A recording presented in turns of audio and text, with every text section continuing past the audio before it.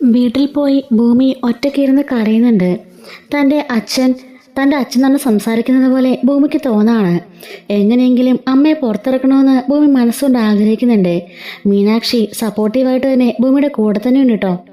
ഇതേ സമയത്ത് ദീപാവലി ആഘോഷിക്കാനായിട്ട് തീരുമാനിക്കുകയാണ് അവിടെ. മുത്തശ്ശിയുടെ അടുത്തൊന്നും മുത്തശ്ശിയാണെങ്കിലോ സത്യനെ വീട്ടിലേക്ക് വിളിക്കുന്നുണ്ട്. ഒരു കാരണവശാലും ഈ സമയത്ത് മോൻ പോകണ്ട, ഇവിടെ തന്നെ നിൽക്കണം. സുമിത്രയും കുഞ്ഞും എന്നായാലും മോൻ്റെ അരികിലേക്ക് വരും എന്നതിനെ വിശ്വസിക്കണം എന്നൊക്കെ പറയാണ്. ഈ സമയം ഭവാനി മനസ്സിൽ ഓർക്കുന്നുണ്ട്, പിന്നെ ഇപ്പം വരും, നോക്കിയിരുന്നാൽ മതി, രണ്ടുപേരും പരലോകം എത്തിയിട്ട് കുറേ കാലമായി എന്നൊക്കെ മനസ്സിൽ ഓർക്കുന്നുണ്ട് കേട്ടോ.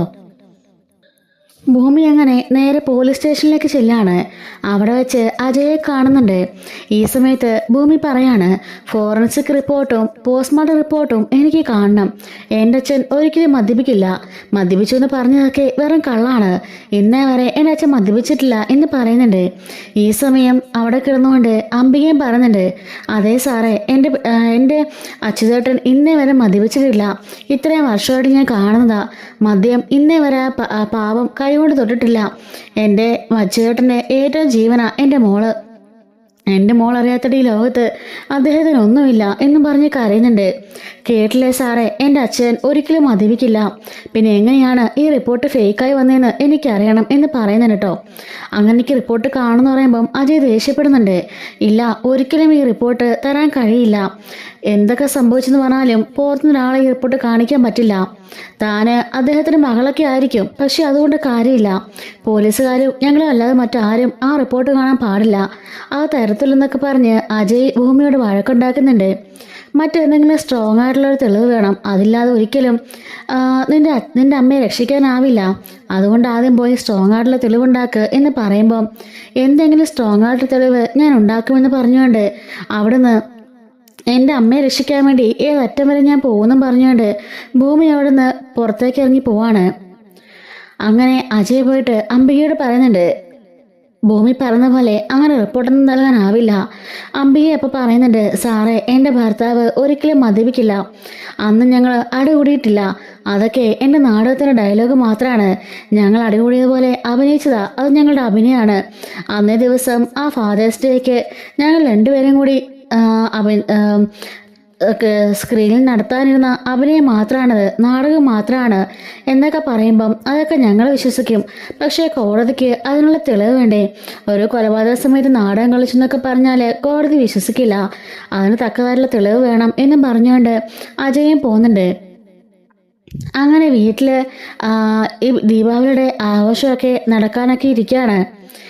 ഈ സമയം അഞ്ജനയോട് ഭവാനി പറയുന്നുണ്ട്, നീ ഇങ്ങനെ ഇരുന്നോ, ആ ഭൂമിയുടെ കാര്യത്തിൽ ഇപ്പോഴും അവന് ഇൻട്രസ്റ്റാ. അവളുടെ അടുത്തേക്ക് പലപ്പോഴും പോകുന്നുണ്ട്. കേസുമായിട്ട് ബന്ധപ്പെട്ട് അവൾ എപ്പോഴും ആ സ്റ്റേഷനിലേക്ക് വരുന്നുമുണ്ട്. നീ ഇങ്ങനെ ഇവിടെ തന്നെ ഇരുന്നോ. അമ്മ, ഞാനെന്ത് ചെയ്യാനാ? ഞാൻ മാക്സിമം അവൻ എൻ്റെ അടുത്തേക്ക് ആക്കാൻ ശ്രമിക്കുന്നുണ്ട്.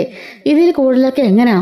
അവനാണെങ്കിലോ വിളിച്ചോണ്ട് പറഞ്ഞത്രേ, മറ്റേ പഴയ അവൻ്റെ പെണ്ണുണ്ടല്ലോ, ഏതോ ഒരുത്തി സ്നേഹിച്ചിരുന്നു എന്ന് പറഞ്ഞില്ലേ, അവളെയാ ഇഷ്ടം, ഒരിക്കലും അവളെ കൂടാതെ മറ്റാരെ വിവാഹം കഴിക്കില്ലെന്നാണ് പറഞ്ഞത്.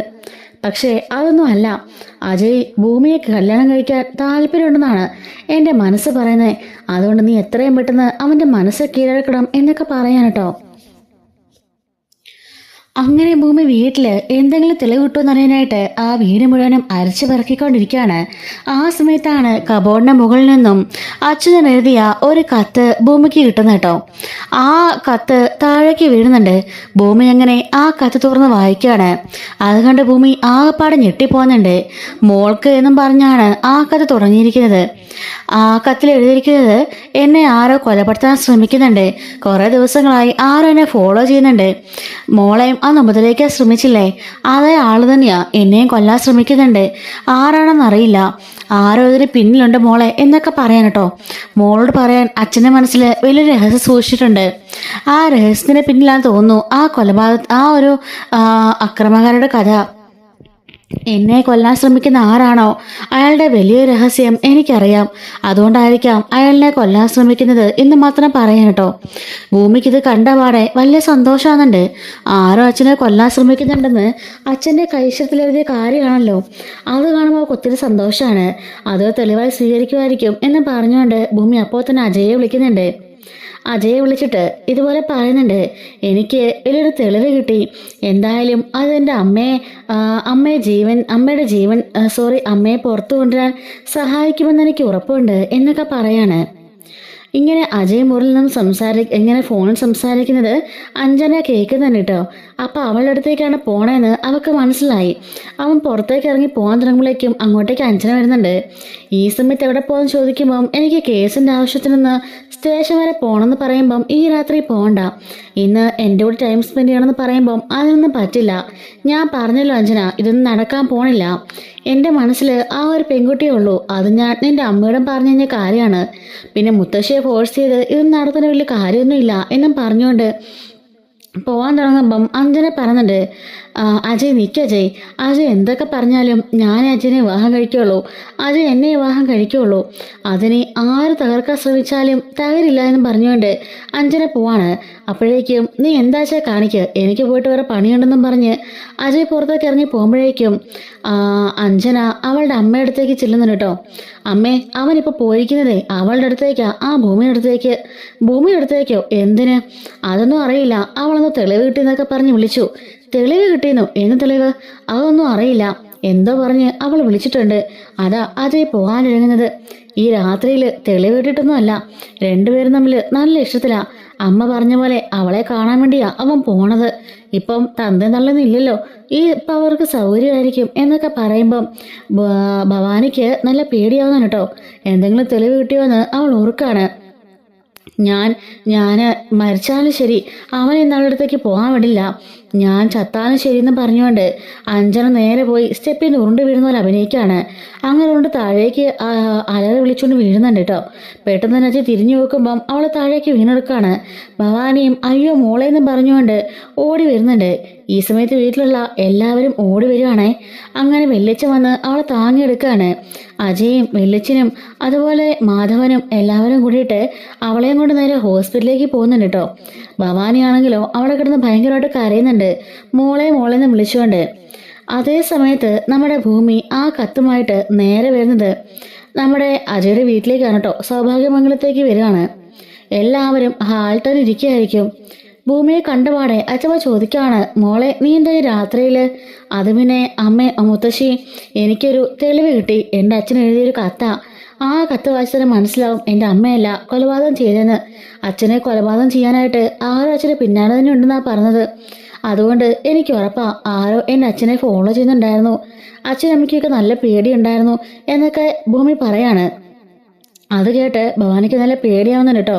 അല്ല, എല്ലാവരും എന്തായാലും വിഷമിച്ചിരിക്കുന്നത്, എന്ത് സംഭവിച്ചെന്ന് ചോദിക്കുമ്പം മുത്തശ്ശി പറയാണ്, അഞ്ജന മോള് സ്റ്റെപ്പിൽ നിന്ന് വീണു, ബോധം പോയി, അതുകൊണ്ട് എല്ലാവരും കൂടി ഹോസ്പിറ്റലിലേക്ക് കൊണ്ടുപോയിരിക്കാം. അയ്യോ, കുഴപ്പമല്ല ഉണ്ടോ? പിന്നെ വിളിച്ചോ? വിളിച്ചില്ല, ഇപ്പം വിളിക്കുമായിരിക്കും, ഞങ്ങൾ ആ ടെൻഷനില്ല. എന്നാൽ ശരി, നാളെ ഞാൻ അജയ് സാറിനെ ഏൽപ്പിച്ചോളാം എന്നും പറഞ്ഞ് പോകാനായിട്ട് ഭൂമി മുറ്റത്തേക്ക് ഇറങ്ങാൻ കേട്ടോ. ഈ സമയം മുത്തശ്ശിയൊക്കെ അവളെ ആശ്വസിപ്പിക്കുന്നുണ്ട്. അമ്മയ്ക്ക് ഒന്നും സംഭവിക്കില്ല, അച്ഛനങ്ങനെ എഴുതിയിട്ടുണ്ടെങ്കിൽ ഒരിക്കലും അമ്മയാകില്ലല്ലോ, വേറെ ആരെങ്കിലും ആയിരിക്കും. അജയ് മോൻ അത് കണ്ടുപിടിക്കും, മോള് വിഷമിക്കണ്ട എന്ന് പറയുന്നുണ്ട് കേട്ടോ. അങ്ങനെ അവൾ പുറത്തേക്ക് ഇരുന്ന സമയത്ത് ഭവാനി പിന്നാലെ ചെല്ലുന്നുണ്ട്. അതെ, അജയ് വരുമ്പം ഞാൻ കൊടുത്തേക്കാം, ഇങ്ങ് തന്നേക്ക് എന്ന് പറഞ്ഞുകൊണ്ട് ഭൂമിയുടെ പറയുമ്പോഴേക്കും ഭൂമി ഭവാന്റെ കയ്യിലേക്ക് ആ കത്ത് കൊടുക്കാണ്. കത്ത് കിട്ടിയ സന്തോഷത്തിൽ ഭവാനി നിൽക്കുമ്പോഴേക്കും ഭൂമി മനസ്സിൽ ഓർക്കുന്നുണ്ട്, ചുറ്റുള്ള ആരെയും മോള് വിശ്വസിക്കരുത് എന്ന് പറഞ്ഞത് കണ്ട് ആ അച്ഛനെഴുതിയ വാക്കുകൾ അവൾ ഓർത്തുകൊണ്ട് പെട്ടെന്ന് ഭവാനിയുടെ കയ്യിൽ നിന്നും ആ കത്ത് തട്ടിയെടുക്കുന്നുണ്ട്. സാരയില്ല, ഇത് ഞാൻ കൊടുത്തോളാം എന്ന് പറയാൻ കേട്ടോ. അങ്ങനെ ഭൂമി അവിടുന്ന് സ്കൂട്ടി എടുത്തുകൊണ്ട് ആ രാത്രിയിൽ തിരികെ പോവാണ്. ഭവാനിക്ക് ആകെപ്പാട് ദേഷ്യം വരുന്നുണ്ട്. നേരെ പോയിട്ട് കമലിനെ കോൾ ചെയ്യുന്നുണ്ട്. നീയൊക്കെ എന്തെടുത്തോണ്ടിരിക്കുക? അവിടെ എന്തോ ഒരു തെളിവുണ്ടായിരുന്നെന്ന്. അതും കൊണ്ട് ഭൂമി ഇപ്പം ഇങ്ങോട്ടേക്ക് വന്നു. ഇങ്ങോട്ടേക്കോ? അതെ, ആ കത്ത് തട്ടിയെടുക്കാൻ ശ്രമിച്ചിട്ട് അവൾ തന്നില്ല. അവളുടെ കയ്യിൽ ആ കത്തുണ്ട്. ഭൂമി ഇപ്പോൾ തിരിച്ച് അവളുടെ വീട്ടിലേക്ക് പോവാ. നീ എങ്ങനെയെങ്കിലും അവളെ കൊന്നേക്ക്. ഇന്ന് തന്നെ ഒരു തീരുമാനമാവട്ടെ. ഇനി അതും പറഞ്ഞ് ഒരിക്കലും അവൾ ആരുടെ അടുത്തും പോവരുത്. ശരി മാഡം, ഞാൻ നോക്കട്ടെ എന്നും പറഞ്ഞുകൊണ്ട് ഇവള് പോകുന്ന വഴിക്ക് കമൽ നോക്കി നിൽക്കാണ്. മാസ്ക് ഒക്കെ വെച്ച് കമല് എങ്ങനെയെങ്കിലും അവളെ ഇല്ലാതാക്കാൻ വേണ്ടിയിട്ട് ഒരു ടിപ്പർ ലോറി അറേഞ്ച് ചെയ്യുന്നു കേട്ടോ. അങ്ങനെ ടിപ്പർ ലോറി ഇവളുടെ ബൈക്കിന് പിന്നാലെ തന്നെ പോവാണ്. ആ സമയത്തെല്ലാം നമ്മുടെ ഭൂമിയുടെ മനസ്സിൽ അമ്മയെ പുറത്തിറക്കണം, അച്ഛനൊന്നും ചില നിമിഷങ്ങളൊക്കെ ആയിരുന്നു. അതുകൊണ്ട് തന്നെ അവളുടെ പിന്നിലെ ആ വണ്ടി ഇങ്ങനെ മുട്ടിയും മുട്ടിലെന്ന് വരുന്നത് പോലും ഭൂമി ശ്രദ്ധിക്കുന്നില്ല കേട്ടോ. അജയ് അങ്ങനെ വീട്ടിലേക്ക് പോകുന്നുണ്ടേ. അജയ് അങ്ങനെ വീട്ടിലേക്ക്, അതായത് അഞ്ജനയും കൊണ്ട് എല്ലാവരും തിരിച്ചില്ലാണ്. അപ്പം അഞ്ജനയുടെ കയ്യിൽ ഒരു ഫ്രാക്ചർ ഉണ്ട്, അതുകൊണ്ട് ഇങ്ങനെ ബെൽറ്റ് ഇട്ടേക്കാണ് കേട്ടോ. അവളെ കൊണ്ട് ആക്കിയതിന് ശേഷം നമ്മുടെ ഭവാനിയും അഞ്ജനയും കൊണ്ട് അകത്തേക്ക് കയറിപ്പോവാണ്. ഈ സമയത്ത് എല്ലാവരും ആകെപ്പാടെ വിഷമിച്ച് അഞ്ജനയ്ക്ക് ഇങ്ങനെ സംഭവിച്ചല്ലോ എന്നൊക്കെ ഓർത്തുകൊണ്ടിരിക്കുകയായിരിക്കും. അങ്ങനെ എല്ലാവരും അകത്തേക്ക് പോയി കഴിയുമ്പോഴേക്കും നമ്മുടെ സംഗീത വന്നിട്ട് അജയോട് പറയുന്നുണ്ട്, മോനെ നമ്മുടെ ഭൂമി ഉണ്ടല്ലോ, ആ കുട്ടി വന്നിരുന്നോ, എന്തോ ഒരു തെളിവ് കിട്ടിയെന്നോ കത്ത് കിട്ടുന്നൊക്കെ പറഞ്ഞാ വന്നത്. എപ്പോഴാ വന്നേ? ഇത് ഇപ്പം മോന് ഹോസ്പിറ്റലിലേക്ക് പോയില്ലേ, അതിന് ശേഷമാണ് വന്നത്. കുറച്ചു മുമ്പേ അങ്ങോട്ടേക്ക് പോയതേ ഉള്ളൂ എന്ന് പറയുമ്പോൾ, ആണോ ഈ രാത്രിക്കോ ഈ പെണ്ണ് എന്തുവാ എന്നും പറഞ്ഞുകൊണ്ട് അജയ് അപ്പോൾ തന്നെ അമ്മ ഞാൻ പോയിട്ട് വരാം എന്നും പറഞ്ഞുകൊണ്ട് പുറത്തേക്ക് പോവാണ് കേട്ടോ. ഈ സമയത്ത് അവിടെ ഇരുന്ന നമ്മുടെ സത്യനുണ്ടല്ലോ, മനസ്സിലെന്തോ ഒരു ബുദ്ധിമുട്ട് തോന്നുകയാണ്. അപ്പം മുത്തശ്ശി ചോദിക്കുകയാണ്, എന്താടാ നിനക്ക് എന്ത് പറ്റി? എന്തോ ഒരു അപകടം വരുന്നത് പോലൊക്കെ മനസ്സിലല്ലാത്തൊരു ഫീലിങ്, മനസ്സിൽ എന്തോ ഇടിക്കുന്ന പോലെയൊക്കെ തോന്നുന്നു എന്നൊക്കെ പറയുമ്പം മുകളിൽ നിന്നുകൊണ്ട് ഭവാനി ഇതൊക്കെ കാണുകയാണേ. ഭവാനി മനസ്സിൽ ഓർക്കുന്നുണ്ട്, ഭൂമി ഇവന്റെ മകളാണെങ്കിൽ അവന് അത് തോന്നി തുടങ്ങി, തൻ്റെ മകൾക്ക് അപകടം വരാൻ പോവാണെന്ന്. അതേടോ തൻ്റെ മകൾ മരിക്കാൻ പോവാ, കുറച്ച് നേരം കഴിഞ്ഞാൽ താനൊക്കെ ആ വാർത്ത കേൾക്കും, അവൾ അവസാനിച്ചു എന്ന്, ടിപ്പറിനടിയിൽപ്പെട്ട് സ്കൂട്ടി ഓടിച്ചിരുന്ന പെൺകുട്ടി മരിച്ചു എന്ന് നിങ്ങളെല്ലാം കേൾക്കോടോ എന്നൊക്കെ പറഞ്ഞുകൊണ്ട് ഭവാനി ചിരിച്ചുകൊണ്ട് നിൽക്കുകയാണ്. നമ്മുടെ സത്യന് ശരിക്കും മനസ്സിനകത്തുന്ന ഒരു ബുദ്ധിമുട്ട് പോലെ തോന്നുന്നുണ്ട്, തനിക്ക് പ്രിയപ്പെട്ട ആർക്കും എന്ത് സംഭവിക്കുന്ന പോലെയൊക്കെ തോന്നുകയാണ്. അപ്പോഴേക്കും സംഗീതയും മുത്തശ്ശിയും ഒക്കെ പറയാണ്, അത് വേറൊന്നുമല്ല, പ്രതീക്ഷിക്കാതെ നിന്ന് അഞ്ജനമ്മക്ക് ഇങ്ങനെ ഒരു ആക്സിഡന്റ് പറ്റിയല്ലോ, അതിൻ്റെ ഒരു ടെൻഷനായിരിക്കും നിന്റെ മനസ്സിലേക്ക് കയറിയത്, അല്ലാതെ വേറൊന്നുമല്ല എന്നൊക്കെ പറഞ്ഞ് മുത്തശ്ശി സമാധാനിപ്പിക്കുന്നതാണ് കേട്ടോ. അജയ് അങ്ങനെ ഭൂമിയോടാൻ അന്വേഷിച്ചുകൊണ്ട് അജയ് പോകുന്ന സമയത്താണ് ഈ ഒരു ടിപ്പർ ലോറി നമ്മുടെ ഭൂമിനെ ഇടിച്ചില്ല നടക്കുന്ന കേട്ടോ. പെട്ടെന്ന് കൊണ്ടുപോയി ക്രോസ് നോക്കാണ് കേട്ടോ അജയുടെ ബൈക്ക്. അപ്പം പെട്ടെന്ന് ടിപ്പർ ലോറി വഴി മാറി സ്പീഡിൽ ഓടിച്ചു പോവാണ്. ഭൂമിയോട് അജയ് ചോദിക്കുന്നുണ്ട്, നിനക്കെന്താ വട്ടായോ, ഈ രാത്രിയിൽ ഈ തെളിവും കൊണ്ട് വന്നിരിക്കുന്നു? അത് പിന്നെ സാർ, എനിക്ക് എങ്ങനെയെങ്കിലും എൻ്റെ അമ്മ രക്ഷപ്പെടുത്തണം, രാത്രിയെന്നോ പകലെന്നോ ഒന്നുമില്ല. ഇത് കണ്ടോ, ഈ കത്ത് കണ്ടോ, ഈ കത്ത് വായിച്ചു നോക്ക്, അപ്പം തന്നെ സാറിന് മനസ്സിലാവും എന്താ ശരിയെന്നുള്ളത്. അങ്ങനെ ആ കത്ത് ആ റോഡിൽ വെച്ച് തന്നെ ഭൂമി അജയ്ക്ക് കൈമാറുന്നുണ്ട്. അങ്ങനെ അജയ് കത്ത് വായിച്ചു നോക്കാണ്. പ്രിയപ്പെട്ട മോക്ക് എനിക്കെന്താ അപകടം മണക്കുന്നുണ്ട്, എൻ്റെ പിന്നാലെ ആരോ ഉണ്ട്, എന്നെ കൊലപാതകം ചെയ്യാനായിട്ട് കുറേ ദിവസം കൊണ്ട് എന്നെ ആരെ ഫോളോ ചെയ്യാൻ മോളെ എന്നൊക്കെ പറഞ്ഞുകൊണ്ട് നീളുന്നു നമ്മുടെ അച്ഛൻ്റെ കത്ത്. അത് വായിച്ചപ്പോൾ നമ്മുടെ അജയ്ക്ക് മനസ്സിലാകുന്നുണ്ട്, ശരിക്കും അച്യുതനെ കൊല്ലാൻ വേണ്ടി ആരോ ഒരാളെ കരുതി കൂട്ടി അച്യുതൻ്റെ പിന്നാലെ തന്നെ ഉണ്ടായിരുന്നത് കേട്ടോ. അങ്ങനെ ഭൂമിയോട് വഴക്ക് പറഞ്ഞ് അജയ് ഇനി മേലാൽ രാത്രിയിൽ ഇറങ്ങല്ലെന്ന് പറഞ്ഞ് വഴക്ക് പറഞ്ഞ് ഭൂമിയെ പറഞ്ഞയക്കാണ്. ആ കത്ത് അജയ് സൂക്ഷിക്കുന്നുണ്ട് കേട്ടോ. അങ്ങനെ കത്തുമായിട്ട് അജയ് പോകുന്നുണ്ട്. ഈ സമയത്ത് വീട്ടിൽ അജയ് ചെല്ലുകയാണ് കേട്ടോ. അപ്പോഴേക്ക് സത്യം ചോദിക്കുകയാണ്, എന്താടാ എന്ത് പറ്റി, എവിടെ പോയി നീ ചോദിക്കുമ്പം ഭൂമിയുടെ കാര്യം പറയുന്നുണ്ട്.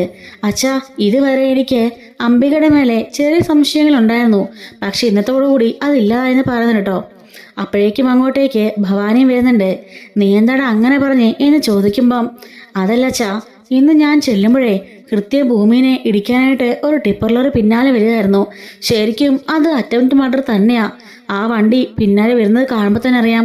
ഭൂമിയാണെങ്കിലോ ഏതോ സ്വപ്ന ലോകത്ത് പോകുന്നത് പോലെ പോയിക്കൊണ്ടിരിക്കുക. അവളൊന്നും അറിയുന്ന പോലും ഇല്ല. എന്നെ ഈ പോലീസ് സ്റ്റേഷനിൽ കണ്ടപാടെ ആ ടിപ്പർ ലോറി പാഞ്ഞ് വേറെ വഴിക്ക് പോയി. ഞാൻ പിന്നാലെ പോയെങ്കിലും അവൻ ഓടിച്ചു പോയി, കിട്ടിയില്ല. അപ്പം തന്നെ മനസ്സിലായി ഭൂമിനെയും ആരെ കൊല്ലാൻ ശ്രമിക്കുന്നുണ്ടെന്ന്. എൻ്റെ ഈശ്വര, ആ കുട്ടീനെയോ എന്ന് മുത്തശ്ശി ചോദിക്കുകയാണ്. അതേ മുത്തശ്ശി, ദേ ഭൂമി എന്ന ഈ കത്തിൽ എന്താണെന്നറിയോ, അവളുടെ അച്ഛൻ എഴുതി വെച്ച ഒരു കത്ത ഭൂമിക്ക്. അച്ഛനെ ആരെ കൊല്ലാൻ ശ്രമിക്കുന്നുണ്ടെങ്കിലും ഏത് നിമിഷവും അച്ഛൻ കൊല്ലപ്പെടാമെന്നും ആരുടെ ഒരു വലിയ രഹസ്യം ആ അച്ഛൻ അറിയാമെന്നും അതുകൊണ്ട് അവർ കൊല്ലാൻ ശ്രമിക്കുകയാണെന്നൊക്കെയാ അതിനകത്ത് അച്ഛൻ എഴുതിയിരിക്കുന്നേ എന്ന് പറയുമ്പം, എടാ ഇതവരുടെ കേസിന് ഒരു മുതൽക്കൂട്ടാവില്ലേ? ചെറിയൊരു തെളിവ് അത്രയുള്ള മുത്തശ്ശി, അല്ലാതെ ഇതുകൊണ്ട് വലിയ പ്രയോജനമൊന്നുമില്ല. പാവം ആ കുട്ടി വളരെ പ്രതീക്ഷയോടെ വന്നത്. രാത്രിയും പകലൊന്നില്ലാതെ അത് ഓടി നടക്കുക അല്ലേടാ എന്ന് മുത്തശ്ശി ചോദിക്കുമ്പം അതേ മുത്തശ്ശി, കണ്ടപ്പോൾ എനിക്ക് സങ്കടം വന്നു. ആ രാത്രിയിൽ ഒറ്റയ്ക്ക് പോയിക്കൊണ്ടിരിക്കാം. അമ്മയെ എങ്ങനെ രക്ഷിക്കണം? ഒറ്റ ദിവസം കൊണ്ടല്ലേ അവളുടെ അമ്മയച്ഛനും എല്ലാം നഷ്ടപ്പെട്ടത്. പാവത്തിന് അച്ഛൻ എന്ന് വെച്ച ജീവനായിരുന്നു എന്നൊക്കെ ഇങ്ങനെ അജയ് പറഞ്ഞു കേട്ടോ. സത്യം പറയാണ്, എങ്കിലും ആ ടിപ്പർ ലോറി ഏതെന്ന് നിനക്ക് കണ്ടുപിടിക്കാൻ കഴിഞ്ഞോ? നമ്പർ പ്ലേറ്റ് നോക്കിയോ? ഇല്ലച്ചാ, അതിനുള്ള സാവകാശമൊന്നും കിട്ടിയില്ല. അതിനു മുമ്പേ വണ്ടി ഓടിച്ചു പോയി. എന്തായാലും ഒരു കാര്യം ഉറപ്പാ, ഇതിൽ നിന്നും അച്യുതനെ കൊല്ലാനും ഭൂമിയെ കൊല്ലാനും ഒക്കെ ആരോ ശ്രമിക്കുന്നുണ്ട്. ഇവരുടെ പിന്നിൽ എന്തോ ഒരു സ്റ്റോറിയുണ്ട്. ആ സ്റ്റോറിയിലാണ് എല്ലാത്തിനും തുടക്കം. അച്യുതൻ പറഞ്ഞ പോലെ ആരോ രഹസ്യം അച്യുതനറിയാം. അതുകൊണ്ട് അവർ അച്യുതനെ പേടിക്കുന്നുണ്ട്. അതുകൊണ്ട് അവര് കൊല്ലാൻ ശ്രമിച്ചതും കൊല്ലുന്നതും എന്നൊക്കെ നമ്മുടെ അജയ് പറയാൻ കേട്ടോ. അങ്ങനെ പിറ്റേ ദിവസം രാവിലെ ആവുന്നുണ്ട്. അജയ് സ്റ്റേഷനിലേക്ക് പോകാൻ ഇറങ്ങുമ്പോഴേക്കും അവിടെ ഇരുന്നുകൊണ്ട് നമ്മുടെ അഞ്ജനയാണെങ്കിൽ എഴുന്നേക്കാൻ വയ്യാത്തിൽ അഭിനയിക്കുകയാണ് കേട്ടോ. അവനെ കണ്ടുകൊണ്ട് അജയ് അകത്തേക്ക് കയറി വന്നിട്ട് പറയുന്നുണ്ട്, ഓസ്കർ ലെവൽ അഭിനയമാണ്, പക്ഷെ എൻ്റെ അടുത്ത് ചിലവാവില്ല. അജയ് പ്ലീസ് എൻ്റെ കയ്യിലൊന്ന് പിടിക്ക്, എനിക്ക് എഴുന്നേക്കാൻ വയ്യ എന്നും പറഞ്ഞുകൊണ്ട് അജയെ കൊണ്ട് പിടിച്ചെഴുന്നേൽപ്പിക്കുന്നുണ്ട്. എനിക്ക് കുറച്ച് ഭക്ഷണം കൊണ്ട് തരൂ, എനിക്ക് വിശക്കുന്നെന്ന് പറയുമ്പം ശരിയെന്ന് പറഞ്ഞുകൊണ്ട് അജയ് നേരെ ഡൈനിങ് ടേബിളിലേക്ക് ചെല്ലുകയാണ്. എല്ലാവരും കഴിക്കാനിരിക്കുമ്പോഴേക്കും ഭവാനിയോട് അഞ്ജനമ്മളെ വിളിക്കുന്നു പറയുമ്പം അഞ്ജനയ്ക്കുള്ളത് ഞാൻ എടുത്തോളാം, റൂമിൽ കൊണ്ട് കൊടുക്കാമെന്ന് അജയ് പറയാണ്. കൊള്ളാലോ അജയെ, നീ റൂമിൽ കൊണ്ട് കൊടുക്കാറൊക്കെ ആയല്ലേ എന്നും പറഞ്ഞ് എല്ലാവരും കളിയാക്കുന്നുണ്ട് കേട്ടോ. അങ്ങനെ ഭവാനിക്കും അതുകൊണ്ട് ചിരി വരുന്നുണ്ട്. എങ്ങനെയെങ്കിലും അവനെ കൊണ്ട് കെട്ടിക്കാൻ നോക്കിയിരിക്കുകയാണല്ലോ. അങ്ങനെ അജയ് നേരെ മുറിയിലേക്ക് പോയിട്ട് അവൾക്ക് കൊടുക്കുമ്പം അജയ് എനിക്കിത് വാരത്താന്ന് പറയുമ്പം, ദേ നിന്റെ അസുഖം എൻ്റെ അടുത്ത് ഇറക്കണ്ട, അത് നടക്കില്ലെന്ന് ഞാൻ പറഞ്ഞിട്ടുണ്ടല്ലോ എന്നും പറഞ്ഞ് ദേഷ്യപ്പെടുന്നുണ്ട്. അതും കണ്ട് ഭവാനി അങ്ങോട്ട് വന്നിട്ട്, സാരില്ല മോനെ, ഞാൻ വാരി കൊടുത്തോളാം, ഇങ്ങോട്ട് താന്ന് പറഞ്ഞുകൊണ്ട് അവൻ്റെ നിന്ന് പ്ലേറ്റ് മേടിക്കാൻ കേട്ടോ. ശരി ആപ്പച്ചി, ഞാൻ പോയിട്ടിടാന്ന് പറഞ്ഞുകൊണ്ട് ഞാൻ സ്റ്റേഷനിലേക്ക് ഇറങ്ങാൻ തുടങ്ങുമെന്ന് പറഞ്ഞുകൊണ്ട് അജയ് ഇവിടെ നിന്ന് പോകുന്നുണ്ട് കേട്ടോ. ഈ സമയം ഭവാനി പറയുന്നുണ്ട്, ഇതുപോലെ പയ്യെ പയ്യെ ഓരോ സാഹചര്യം ഉണ്ടാക്കി അവനെ എങ്ങനെയെങ്കിലും മയക്കിയെടുക്കണം. മുത്തശ്ശി നമ്മുടെ കൂടെ ഉള്ളത് കൊണ്ടാണ് എല്ലാം നന്നായി പോകുന്നത്. അതില്ലെങ്കിലേ എല്ലാം അവസാനിച്ചെന്ന് കരുതിയാൽ മതി എന്ന് പറയുന്നു കേട്ടോ.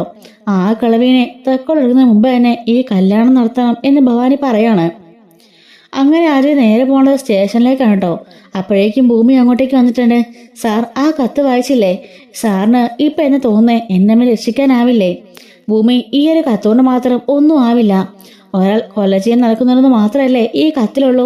പക്ഷെ ഇതാരാണെന്നോ എന്താണെന്നോ ഒന്നുമില്ല. അങ്ങനെയാണെങ്കിൽ നമുക്ക് ആ വഴി അന്വേഷിക്കായിരുന്നു. അത് മാത്രമല്ല, സംഭവ സ്ഥലത്തുനിന്നും മറ്റൊരാളെ വീട്ടിലേക്ക് കടന്നതിന് പോലും ഒരു തെളിവും ഇല്ല. പക്ഷേ നിന്റെ അമ്മയ്ക്കെതിരായിട്ടുള്ള എല്ലാ തെളിവുകളും ഉണ്ട്. അതാ ഞാൻ പറഞ്ഞത്, ഈ കത്തുകൊണ്ടൊന്നും ഒന്നും ആവില്ല. നമുക്ക് കൂടുതൽ എവിഡൻസ് വേണം. ഭൂമി നന്നായിട്ടൊന്ന് അരിച്ചു വരക്കി നോക്ക് എന്ന് പറയാണ്. അതുപോലെ ഭൂമിയുടെ അമ്മയ്ക്കും എന്തെങ്കിലും രഹസ്യങ്ങളൊക്കെ അറിയാവുന്ന ഒന്ന് അന്വേഷിച്ച് നോക്ക്. ഈ പറഞ്ഞ ആളാരാണെന്ന് നിന്റെ അച്ഛൻ എന്തെങ്കിലും സൂചിപ്പിച്ചിട്ടുണ്ടോ എന്ന് നിന്റെ അമ്മയോട് ഒന്ന് ചോദിക്ക് എന്നൊക്കെ ഭൂമിയോടും പറയുന്നുണ്ട്. അങ്ങനെ ഭൂമി ബാങ്കിലേക്കും ബസ്സിൽ കയറി പോകുമ്പോഴും പല സ്ഥലങ്ങളിലേക്ക് തെളിവുകൾ തന്നെ അന്വേഷിച്ച് പോകുമ്പോഴെല്ലാം കമല പിന്നാലെ തന്നെ ഉണ്ട് കേട്ടോ. കമല അവളെ സമയം നോക്കി ഉപദ്രവിക്കാനായിട്ട് കൊല്ലാനായിട്ട് പിന്നാലെ എന്നെ ഫോളോ ചെയ്ത് നടക്കുകയാണ്. അങ്ങനെ പിറ്റേ ദിവസമൊക്കെ നമ്മുടെ ഭൂമി വരുമ്പം അജിയോടത് പറയുന്നുണ്ട് കേട്ടോ. ആരോ എന്നെ കൊല്ലാനായിട്ട് ഫോളോ ചെയ്യുന്നുണ്ട്. കുറേ ദിവസമായിട്ട് എൻ്റെ പിന്നാലെ തന്നെ ആരോ ഉണ്ട്. ഞാൻ എവിടെ പോയാലും അയാളിനെ ഫോളോ ചെയ്യുന്ന പോലെ തന്നെ തോന്നുകയെന്ന് പറയുമ്പം അജയ് പറയാണ്, നിനക്ക് തോന്നുന്നതായിരിക്കും. അല്ല സാർ, എനിക്ക് തോന്നുന്നതല്ല. പല സമയത്തും ഞാൻ തിരിഞ്ഞു നോക്കുമ്പം ആരൊരാൾ മാറിക്കളയുന്ന പോലെ എനിക്ക് തോന്നാറുണ്ട്. ശരിക്കും ആരെന്നെ ഫോളോ ചെയ്യുന്നുണ്ട്. അതൊരു പുരുഷനാണെന്ന് മാത്രം എനിക്കറിയാമെന്ന് പറയാൻ കേട്ടോ. അങ്ങനെ ഭൂമി അജയുടെ കാലിലെല്ലാം ഇങ്ങനെ പറയാൻ കേട്ടോ. അങ്ങനെ ദീപാവലി ദിവസം വരുന്നുണ്ട്. എല്ലാവരും ഭയങ്കരമായിട്ട് ദീപാവലിയൊക്കെ ആഘോഷിക്കുകയാണ്. നമ്മുടെ അജയുടെ ഫ്രണ്ടും അതുപോലെ ബാക്കി എല്ലാവരും, കുടുംബത്തിലുള്ള എല്ലാവരും അങ്ങനെ ദീപാവലിയൊക്കെ രാത്രിയിൽ പടക്കമൊക്കെ പൊട്ടിച്ച് പൂത്തിരിയൊക്കെ കത്തിച്ച് ആഘോഷിക്കുന്നുണ്ട് കേട്ടോ. ആ സമയത്ത് നമ്മുടെ അജയുടെ മനസ്സ് നിറയെ അജയുടെ പഴയ കാമുകിയായിരിക്കും. കാമുകിലൂടെ ഒത്തുനിന്നുകൊണ്ട് പൂത്തിരി കത്തിക്കുന്നതും പടക്കം കത്തിക്കുന്നതുപോലെയൊക്കെ നമ്മുടെ അജയ് ഇങ്ങനെ മനസ്സിൽ ഓർത്തുകൊണ്ട് കത്തിച്ചുകൊണ്ടിരിക്കുകയായിരിക്കും. അപ്പോഴാണ് അങ്ങോട്ടേക്ക് ഇടിച്ചേറി അഞ്ജന വരുന്നത് കേട്ടോ. നമുക്ക് രണ്ടുപേർക്കും ഒരുമിച്ച് പൂത്തിരി കത്തിക്കാമെന്നും പറഞ്ഞുകൊണ്ട് അവൻ്റെ കയ്യിൽ പിടിച്ചുകൊണ്ട് പൂത്തിരിയൊക്കെ കത്തിക്കുന്നുണ്ട്. മുത്തശ്ശി ഇത് കണ്ടുകൊണ്ട് ഇപ്പോഴാണ് സമാധാനമായത്. രണ്ടുപേരെയും ഒരു ചേർച്ച കണ്ടില്ലേ എന്നൊക്കെ പറഞ്ഞുകൊണ്ട് മുത്തശ്ശി നിൽക്കാൻ കേട്ടോ. ഭൂമിയാണെങ്കിലോ ഈ സമയത്ത് പണ്ട് തൻ്റെ അച്ഛനും അമ്മയൊത്ത് പൂത്തിരി കത്തിച്ച് ദീപാവലി ആഘോഷമെല്ലാം അവളുടെ മുറിയിലിരുന്ന് ഓർക്കാണ്. ആ കട്ടിലിൽ കിടന്നുകൊണ്ട് പൊട്ടി പൊട്ടി കരയുന്നു കേട്ടോ. അങ്ങനെ ഇതുപോലെ നമ്മുടെ ഇവർ വിവാഹ സീരിയലിൻ്റെ ഈ ആഴ്ച അത് നെക്സ്റ്റ് വീക്ക് വരാൻ പോണ സ്റ്റോറിയാണ് കേട്ടോ. കംപ്ലീറ്റ് സ്റ്റോറി ഉണ്ട്. അതുപോലെ ഇതിൻ്റെ റീമേക്ക് കന്നഡയിലാണ് കേട്ടോ. കന്നഡയുടെ റീമേക്കാണ് മലയാളം വന്നിരിക്കുന്നത്. അപ്പോൾ അതുകൊണ്ട് കുറച്ചൊക്കെ മിസ്റ്റേക്കൊക്കെ ഉണ്ടാവും. ഇനി വരാൻ പോണ എല്ലാ എപ്പിസോഡ്സും റിവ്യൂസും സ്റ്റോറീസൊക്കെ നമ്മുടെ ചാനലിലൂടെ അപ്ലോഡ് ചെയ്യുന്നതായിരിക്കും കേട്ടോ. മിസ്സാവാതിരിക്കണമെങ്കിൽ ചാനൽ ഇപ്പോൾ തന്നെ സബ്സ്ക്രൈബ് ചെയ്തോളേ. അതുപോലെ തന്നെ ഹൈപ്പും ലൈക്കും ചെയ്ത് സപ്പോർട്ടും ചെയ്യണം കേട്ടോ. Thanks for watching.